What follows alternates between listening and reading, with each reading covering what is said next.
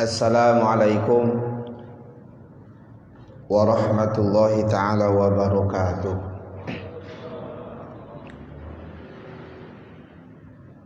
Alhamdulillahi rabbil alamin, wabihi nasta'in ala umuri dunya wa din. Wassalatu wassalamu ala asrafil anbiya'i wal mursalin wa ala alihi wa sahbihi ajma'in. Amma ba'du. Rabbi israh li sadri wa yassir li amri wahlul 'uqdatam min lisani yafqahu qawli. Faqad qala Allah ta'ala fi kitabihil karim, a'udzu billahi minasy syaithanir rajim. Bismillahirrahmanirrahim. Ya ayyuhan nasu u'budu rabbakumul ladzi khalaqakum wal ladzina min qablikum la'allakum tattaqun. Wa qala an-nabiy sallallahu alaihi wasallam, man alifal masjida alifallah. Wa qala aidan, al masjidu baitu kulli taqiyin. Wa takaffallahu liman kana al masjidu baitahu birra war rahmah wal zawaz ala sirat ila ridwanullah. Wa qala aidan, talabul ilmi faridatun ala kulli muslimin wa muslimatin, atau kama qala Rasulullah sallallahu alaihi wasallam. Yang saya hormati dan saya muliakan Ketua DKM Masjid Jami Al-Muttaqin, semoga dipanjangkan umurnya, disehatkan badannya, istiqomah dalam taat kepada Allah Subhanahu wa taala. Yang saya hormati tokoh-tokoh agama, tokoh-tokoh masyarakat, bapak-bapak pengajian rutin Sabtu malam Ahad. Mudah-mudahan kita semua diberikan oleh Allah sifat istiqomah dalam mentaati perintah-perintah Allah Subhanahu wa taala. Mudah-mudahan Allah sempurnakan iman kita, sempurnakan keyakinan kita, dan kita mati membawa kalimat yang mulia, la ilaha illallah. Salawat dan salam semoga terlimpah curah kehadiran kita Habibana wa Nabiyana Muhammad sallallahu alaihi wasallam, kepada keluarganya, kepada para sahabatnya, tabi'in sampai umat akhir zaman. Hidayah, taufik, inayah, mudah-mudahan Allah senantiasa melimpahkan kepada kita semua. Amin ya Allah ya rabbal alamin. Baik, sebelum talim kita lanjutkan, mari kita bersalawat kepada Nabi.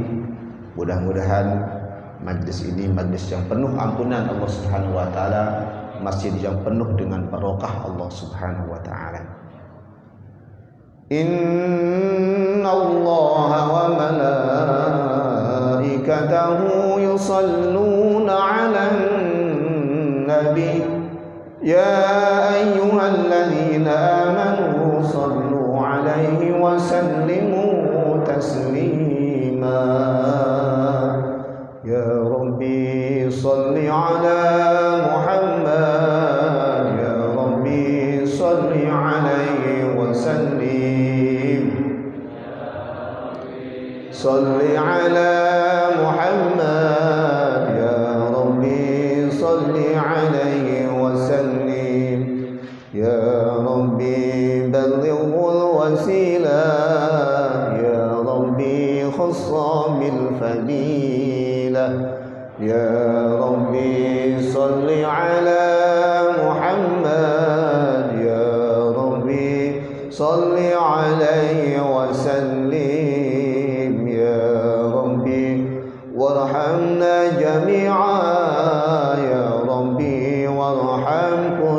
مسلم يا ربي صل على محمد يا ربي صل عليه وسلم يا ربي واغفر لكل مذنب يا ربي لا تقطع رجانا يا ربي يا ربي صل عليه وسلم يا ربي يا سامع دعانا يا ربي بلغنا نزوره يا ربي صل على محمد يا ربي صل عليه وسلم يا ربي وارزقنا الشهادة يا ربي حنا بالسعادة يا ربي صل على محمد يا ربي صل عليه وسلم يا ربي واصلح كل مسلم يا ربي وفي كل مؤذي يا ربي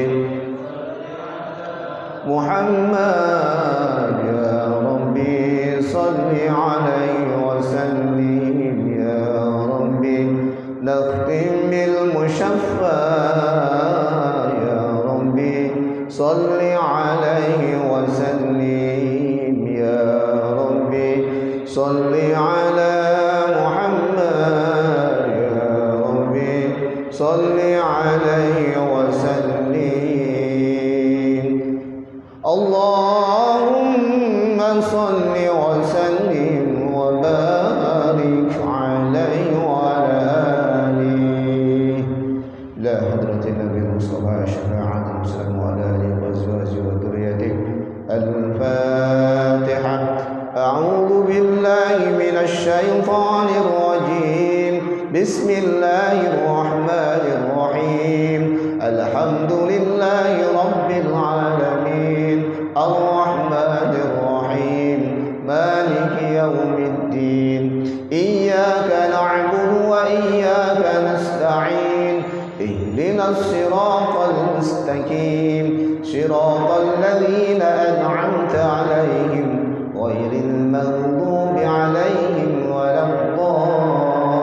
الضالين وإلى الله جميع على الكتب التي تهلكنا على فتهم نسألك ببركتهم أن تلهمني وتنفعنا بعلومهم الفاتحة أعوذ بالله من الشيطان الرجيم بسم الله الرحمن الرحيم الحمد لله رب العالمين الرحمن الرحيم مالك يوم الدين إياك نعبد وإياك نستعين اهدنا الصراط المستقيم صراط الذين أنعمت عليهم غير المغضوب عليهم ولا الضالين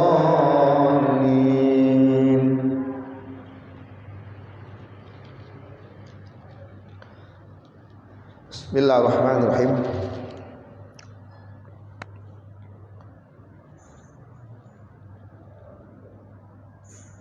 Fa'ajabtuhu ila dhalika faqultu wa billahi at-taufiqu wajibu ala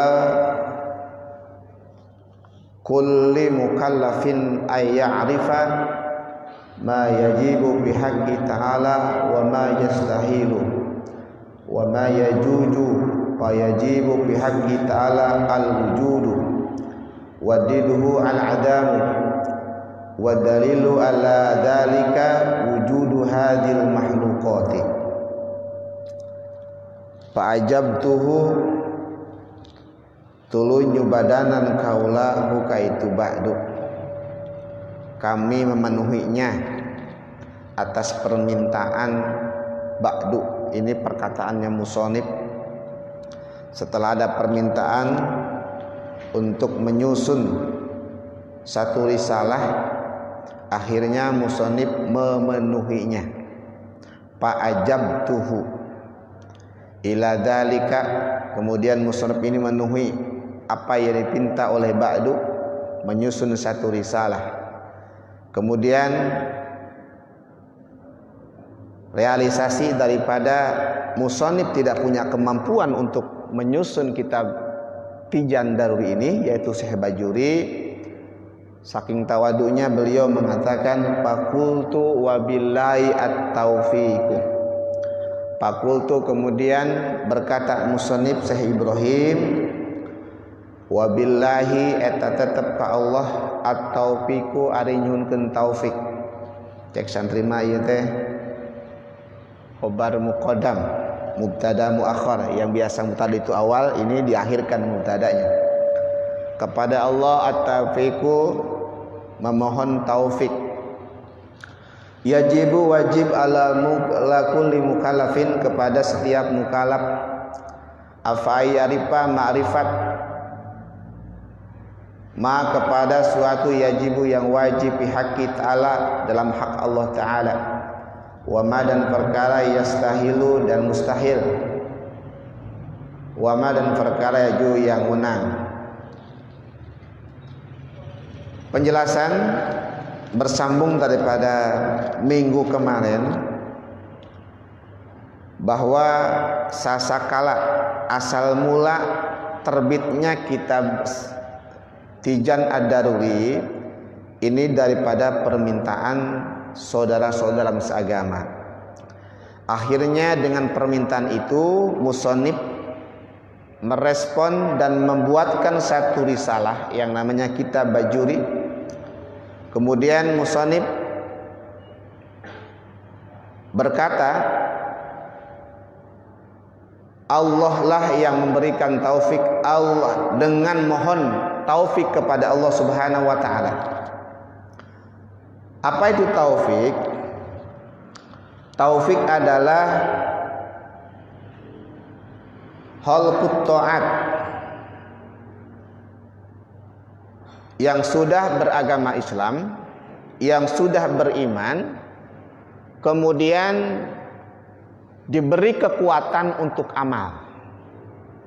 Kita sudah menyatakan amantu billah, kita sudah bersyahadat, kemudian kita melaksanakan perintah-perintah Allah, sholat berjamaah, ikut pengajian rutinan, itu namanya taufik.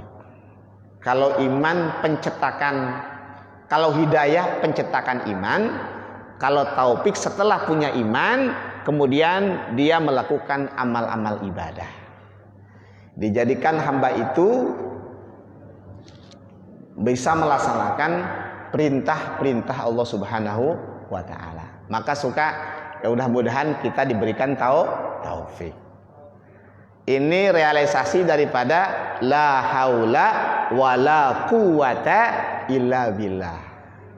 Nabi Syekh Bajuri ini merealisasikan daripada kalimat la haula wala quwata illa billah. Tidak ada daya upaya menyusun, mengarang, merampungkan kitab Tijan Daruri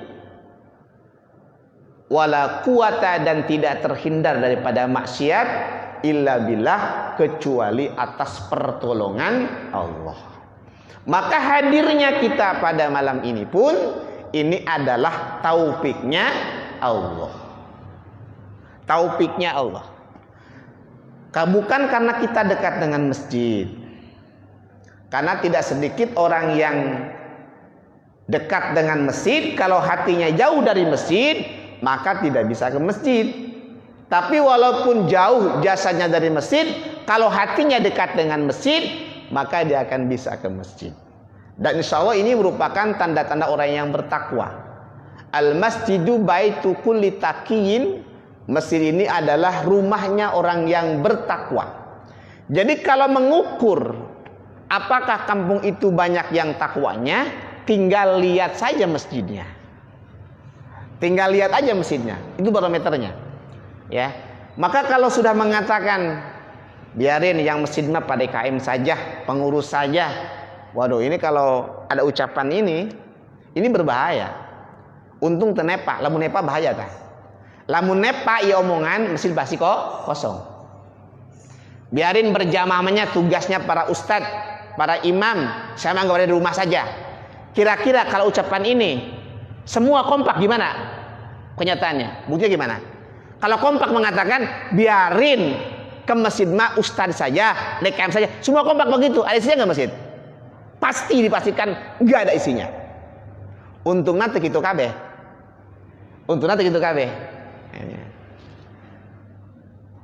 Allah akan menjamin seseorang yang menjadikan masjid sebagai rumah. Ulama komentar, apa maknanya rumah dijadikan masjid? Maknanya adalah ada hubungan yang istimewa, yang kuat kepada masjid. Artinya banyak memberikan waktu untuk masjid. Jadi orang-orang yang selalu memberikan waktu untuk masjid, maghrib sampai isya, ya, maka insya Allah dicatat orang-orang, digolongkan orang-orang yang bertakwa, yang punya jaminan, yaitu birroh, hatinya tenang, hatinya damai, hatinya nyaman. Wal zawaj ala sirat, dan dia akan selamat daripada melewati siratul mustaqim. Konon kabarnya dalam kemarin tafsir asyir kita sudah kaji bersama, itu siratul mustaqim itu adalah jasrun mamdudun, jembatan yang dibentangkan di atas jahanam yang tajamnya lebih tajam daripada pedang, lebih kecil kayaknya daripada rambut dibelah 7. Perjalanan 1500 tahun. Entong 1500 tahun perjalanannya. Tong kudu seket bari letik. Kita berjalan ya, 500 tahun aja berjalan. Dengan lebar 12 meter, umpamanya teduh ya. Perasaan kita nggak sanggup. Ya. 500 tahun perjalanan, nggak nyampe umur kita setahun ya. Kita mudik saja sudah sangat lelah, 20 jam punya 24 jam ya. Yang lebarnya luar biasa dan pakai kendaraan yang sangat bagus ya.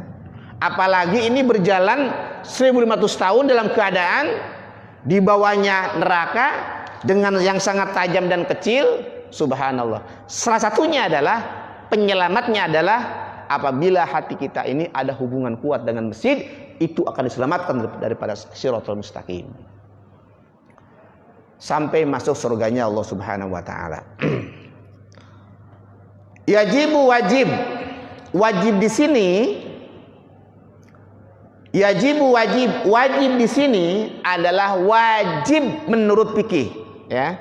Ini bukan wajib menurut tauhid. Karena beda definisi antara wajib menurut fikih dan wajib menurut tauhid. Tapi wajib adalah wajib menurut fikih. Yang definisinya adalah ma wa'adallahu fa'ilahu bisawab wa'adallahu tarikahu bil iqab ma yusabu ala fi'lihi wa yu'aqabu ala tarkihi.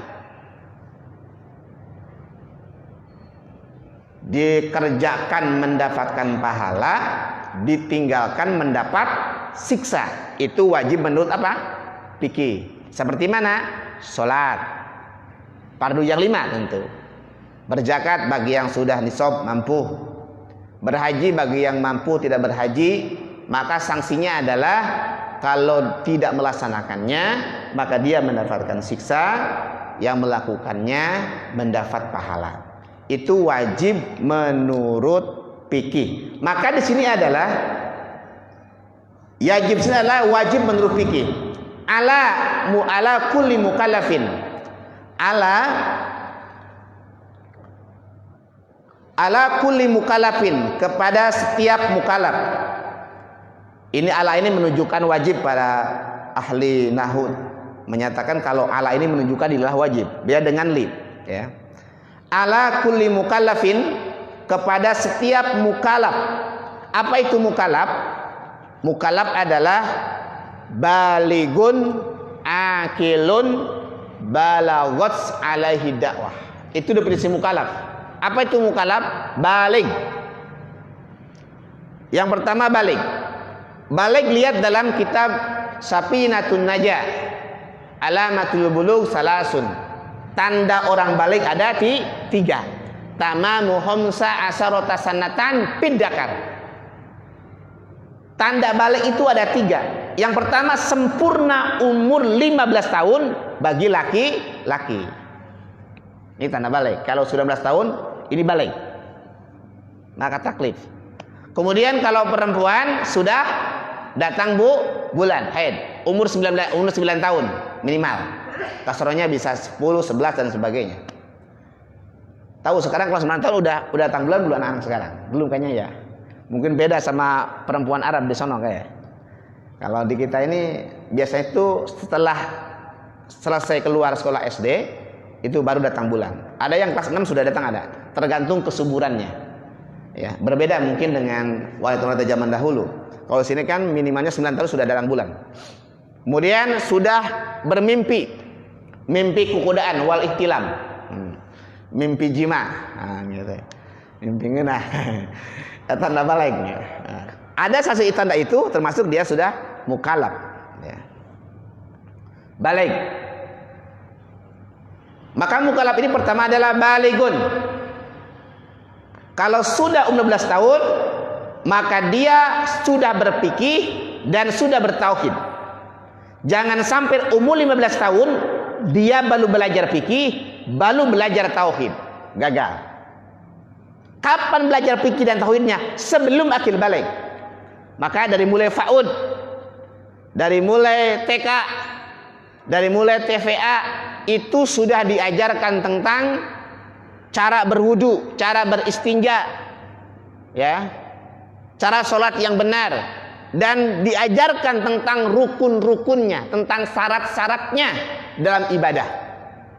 Karena kalau dia, ulama mengatakan, kalau dia umur 15 tahun baru belajar tauhid, maka dia bisa jadi akan mengalami kemurtadan, mengalami kekafiran katanya. Kalau katanya purusnya keengin. Emang ulama itu berbeda-beda pendapat ya. Mungkin dalam fikih pun setiap guru itu penyampaiannya berbeda-beda. Karena sebanyak ilmu yang didapatkan guru itu berbeda-beda. Kitabnya juga berbeda-beda. Ya. Yang paling penting yang disampaikan itu ada referensinya, ada tanggung jawabnya, bukan karena mulutnya, tapi ada dasar hukumnya. Ya. Mungkin kalau kita dihadirkan orang-orang ahli fikih di sini, semua membahas fikih, si A sama si B, si C itu bisa berbeda. Mungkin si A ngambil dari Safinah, si B dari Takrib, yang satu dari Anah, itu berbeda-beda. Ya. Ada tingkatan-tingkatannya. Ya. Karena yang namanya furu itu luar biasa, luar biasa. Cuma yang berbahagia, kapan belajar tauhid? Belajar tauhid adalah sebelum akil baligh. Belajar fikih sebelum akil baligh. Kalau sudah baligh, dia mesti berfikih. Dia mesti tahu mana najis mukhafafah, mana najis mutawasithah, mana najis mughalladah. Harus tahu. Berapa rukun salat, berapa syarat salat. Ya, itu mesti paham. Kalau sudah 15 tahun, tinggal prakteknya dia. Tinggal prakteknya. Nanti khawatirnya begitu wajib dia nggak tahu tata cara. Apalagi kalau mau nikah, waduh nikah nih berabe nih.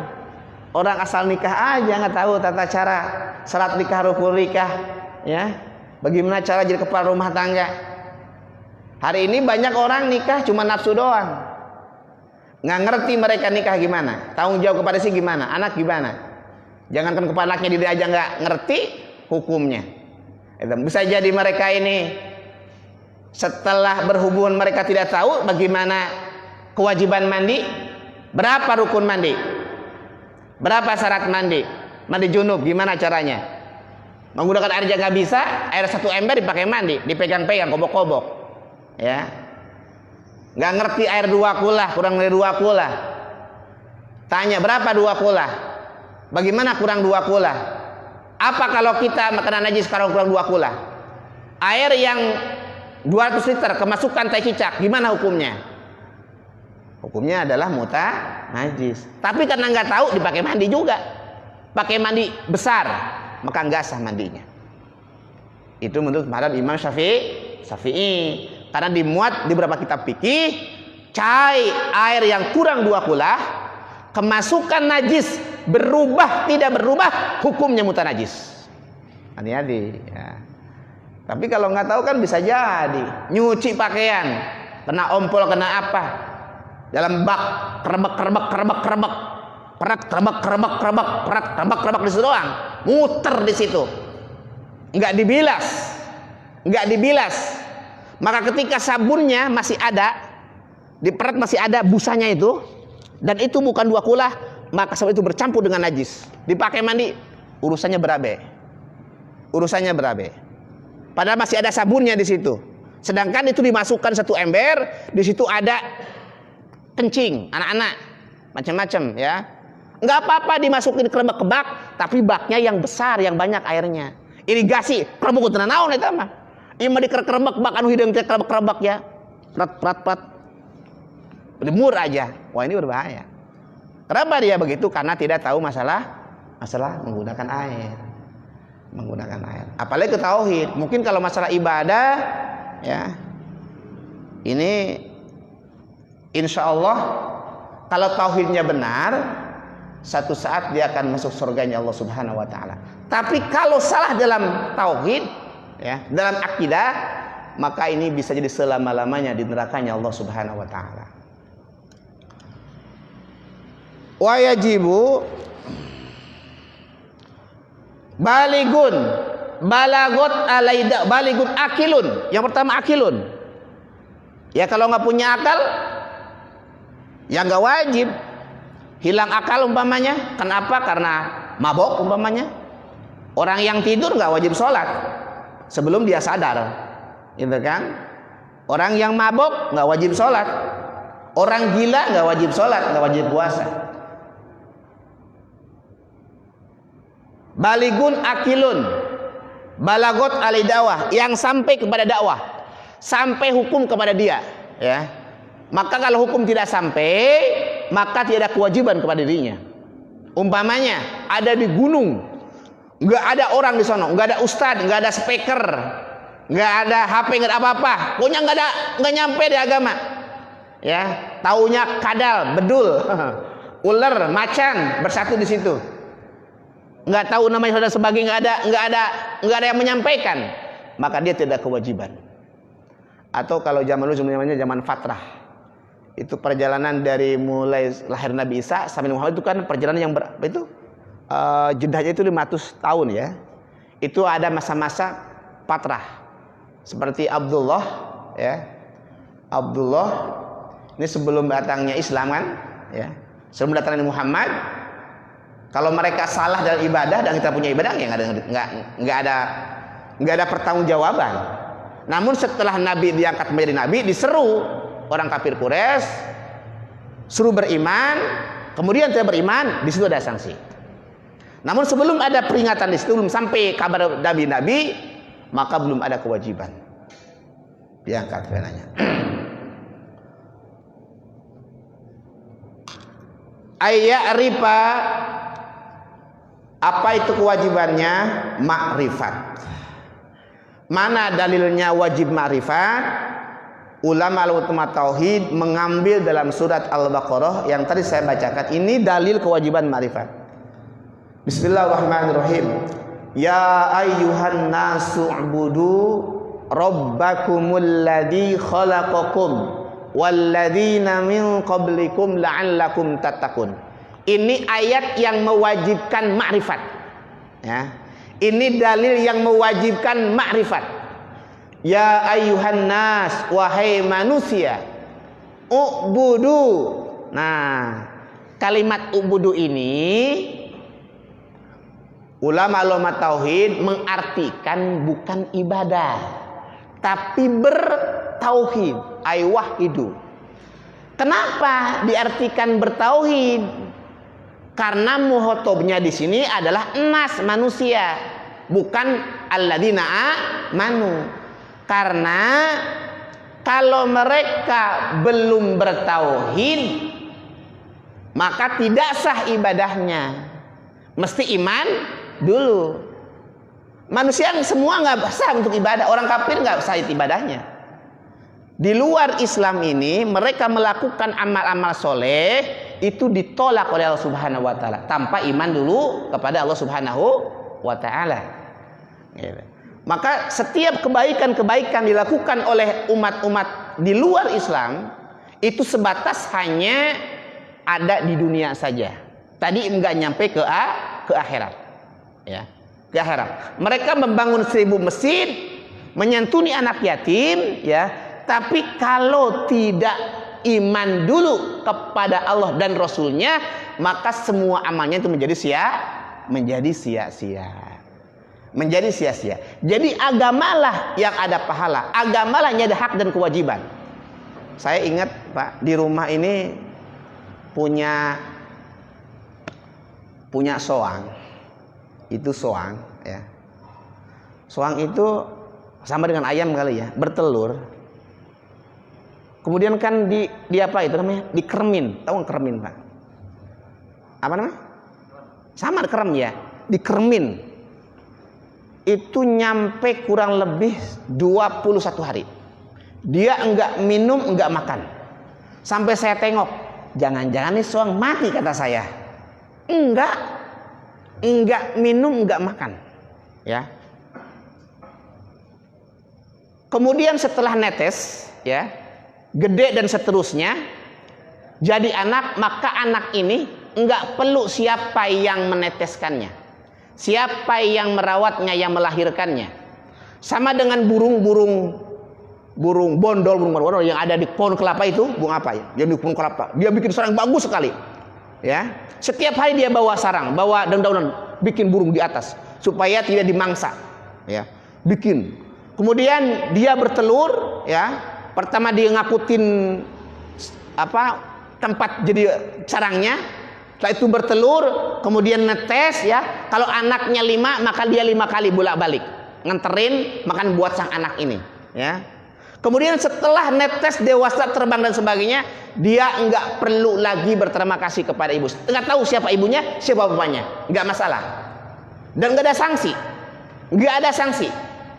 Enggak ada pahala, enggak ada siksa di situ. Kenapa? Karena burung tidak punya agama. Walaupun dia berkorban luar biasa, ya, tiap hari dia mengangkut untuk bikin sarang, kemudian bertelur, dikeremin, setelah netes, disuapin siap saat, setelah gede terbang, nggak perlu siapa ibunya siapa bapaknya, bertengkar pun nggak masalah, nggak ada pahala, nggak ada siksa. Kenapa? Karena burung tidak beragama. Demikian pula orang-orang di luar agama Islam, inna dina indallahil Islam. Di luar itu mereka berbuat apapun tidak ada nilai. Ya. Ini keyakinan umat Islam. Semua agama benar itu salah. Tapi kalau semua agama benar menurut pemeluk masing-masing itu benar. Semua agama itu benar menurut pemeluk masing-masing benar. Tapi kalau semua agama benar jelas salah. Benar Islam kata kita, gitu kan? Menurut karena kita sebagai pemeluk orang Islam. Maka ayat di sini dikatakan sini bukan ibadah tapi bertauhid karena muhotobnya adalah nas, ya. Wahai manusia, bertauhidlah kepada Allah Rabbakum, kepada Tuhanmu, alladzi khalaqakum, yang telah menciptakan kamu sekalian. Maka sifat daripada Rabbukum adalah alladzi khalaqakum, yang telah menciptakan kamu sekalian. Mananya adalah bahwa ma'rifat wajib dengan dalil. Ini dalil mengatakan bahwa ma'rifat itu harus disertai dengan dalil. Maka ulama menyampaikan, ulama tauhid, tidak sah imannya, ma'rifatnya tanpa dengan dalil. Maka ini pentingnya kita ngaji tauhid, Pak. Maka kita kalau tahu wujud mesti dengan dalilnya. Maka bisa jadi kalau kita enggak belajar ilmu tauhid, ya hanya dengar-dengar saja, kita bisa keliru. Mungkin kalau ditanya dari wujud sampai kalam, dalilnya kita enggak tahu semua. Maka dengan pengajian ini insya Allah sedikit-sedikit kita akan menjadi semuanya menjadi paham, bukan paham. Mudah-mudahan kita mengerti ya. Mengerti, dan yang mungkin sedikit lupa-lupa bisa ingat kembali ya. Dari mulai wujud sampai kalam ini kita mesti tahu dalil-dalilnya, dan hukumnya adalah wajib mengetahui dalilnya. Contoh, apa dalil sifat wujud? Ada dua, ada dalil akli, dalil nakli ya. Apa dalil aklinya? Adanya ini semesta alam. Itu dalil sifat wujud menurut akal, adanya semesta alam. Adanya ini makhluk, ada bumi, ada langit, ada matahari, bulan, ini menandakan adanya Gusti Allah. Mana dalil naklinya? Al-Qur'annya. Qul man rabbus samawati wal ard qulillah. Qul, katakan Muhammad, man rabbus samawati, siapa yang mengurus langit dan bumi, yang melihara lautan, matahari, bulan, bintang-bintang? Qulillah, yaitu Allah Subhanahu wa taala. Dan ini wajib. Ini wajib kita bisa ini. Ya. Paham, mengerti dan hafal tentang dalil-dalil ini, ya. Dalil ini. Jadi ini dalil yang tadi saya bacakan, diulang. Ini dalil kewajiban manusia untuk bertauhid. Maka ubudu di sini diartikan adalah bertauhid. Karena tidak sah seseorang beribadah tanpa tauhid dulu, tanpa iman dulu. Maka ada wenadomnya. Awalu wajibin alal insani marifatun ilahi bistikoni, panggelana anu wajib ka manusa ma'rifat ka Allah jeung dalilna bisa. Dalilnya bukan tahu Allah saja, tapi mengerti dalilnya juga. Apa dalilnya? Sifat wujud, qudrat dan seterusnya.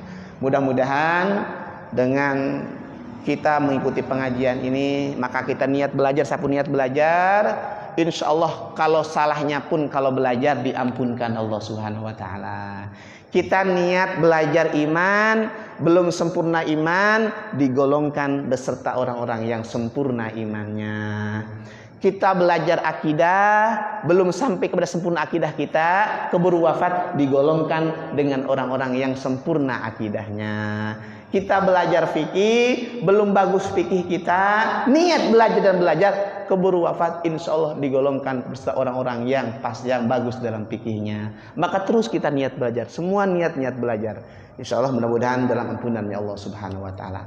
Barangkali masih berada ya, ada yang mau menyampaikan atau bertanya dalam materi ini? Kurang jelas? Cukup ya, insya Allah. Jadi pada kesempatan ini kita baru sampai satu sifat, yaitu sifat wujud. Artinya wujud apa artinya?